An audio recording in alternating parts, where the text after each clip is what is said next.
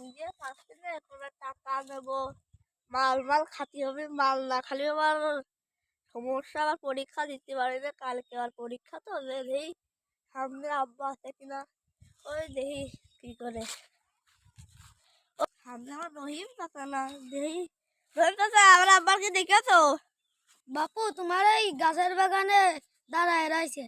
তুমি আমার খুব উপকার করেছো তা আমি গেলাম তুমি থাকো তাহলে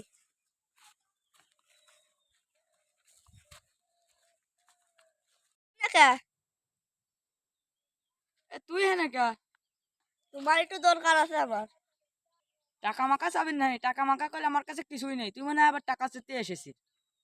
আব্বা টাকা দরকার হলে চাকরির ফর্ম তুলতে হবে তাদের 500 টাকা দরকার ও তুই চাকরি পাইছিস তা আমার কাছে আগে খুলে বলবি না। ও তোর কোম্পানির নাম কি? চোখলাল বিশ্বাস সরকারি ও চোখ লাখ বিশাল কোম্পানি। ও তো খুব ভালো কোম্পানি এই নে টাকা।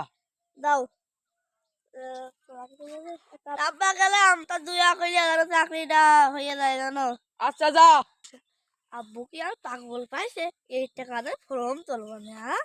আমি এখন তো মাল খাতি এখন মালের দোকান তো এখনই বসে পরীক্ষা না ফর্ম বাল লাগবো না আগে মাল খাই আসি আব্বা কি পাগল রে এই টাকাতে ফর্ম তুলবো না এই টাকাতে মাল খাবো কি মজা আজকে বাইকে মালের দোকান আব্বু পাগল পাইছে আমি পরীক্ষা ফর্ম না বাল তুলবো না সব চাই পেয়েছে এর মনে ভুল মত হিসাব না করিয়া